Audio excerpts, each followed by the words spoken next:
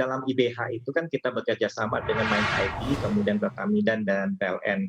Kemudian kita bekerja sama dari 3 nanti membentuk anak perusahaan. Dari anak perusahaan ini akan bekerja sama dengan pihak swasta yang tadi disebutkan oleh tadi ada CPL, ada 2 lagi gadang-gadang ini ada 2 dan ada LG Chem dari Korea Selatan seperti yang telah disampaikan oleh Bapak Menteri. Nah, untuk ini kita men-sharing-kan secara bersama, kemudian bersama-sama juga akan mengembangkan mulai dari sisi hulu sampai ke hilir, Mas. Karena dari tambangnya sendiri akan ditambang karena kita kan kaya akan nikel ini, kaya akan Ya, bahan-bahan baku untuk baterai, kemudian membuat precursor-nya, kemudian membuat packing-nya dan sebagainya sehingga menjadi baterai pack yang siap untuk dijual ke dalam pabrik, tidak hanya mobil listrik tetapi yang lain juga bisa juga untuk sistem storage dan sebagainya.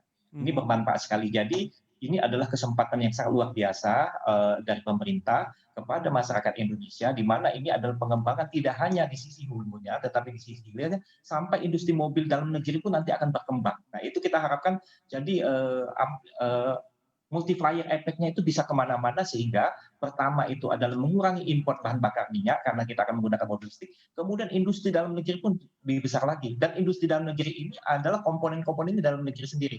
Betapa ini akan menghemat devisa dan tentu saja kita bisa mengekspor nantinya.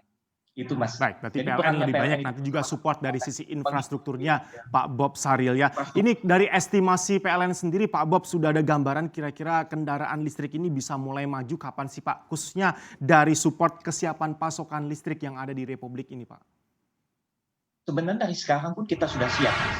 Tinggal ada beberapa kan dari bileknya juga aturan pemerintah dalam ini Perpresnya sudah ada juga. Tinggal bagaimana kita mengembangkan lebih lanjut.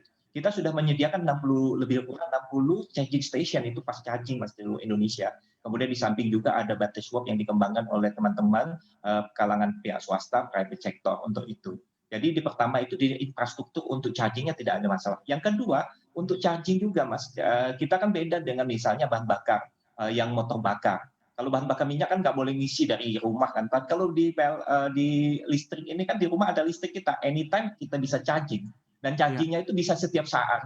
Dan ketemu dengan tetangga pun atau di suatu jalan misalnya ada rumah minta sini ada pembayaran dibayar bisa transaksi saja minta charging is okay Mas karena charging itu anytime anywhere kan sebenarnya yang mana ada titik listriknya itu yang pertama kedua infrastruktur yang ketiga itu sebenarnya kita mempersiapkan industrinya itu dan tadi yang sudah mulai dari industri hulunya yaitu mulai dari bagaimana menciptakan baterai karena komponen baterai ini hampir 40% sampai 60% ya untuk motor kendaraan listrik. Jadi komponen ini yang utama, kemudian komponen lain yang sudah bisa dibuat di dalam negeri sehingga semuanya nanti dalam negeri produksi dalam negeri, made dalam negeri dan semua bahan bakunya dalam negeri. Itu kesiapan Baik. kita. Kesiapan berikutnya adalah apakah aturan sudah ada? Aturan sudah ada. Di Pemda DKI itu sudah membebaskan Mas kalau untuk kendaraan listrik itu hampir biaya BBM-nya balik namanya nol kan ya untuk itu. Jadi secara itu tinggal kita mendorong image-nya masyarakat, mindset-nya masyarakat sekarang karena mereka bilang ini nanti tidak tahan lama. Nah ini kita harus kampanyekan terus bersama-sama.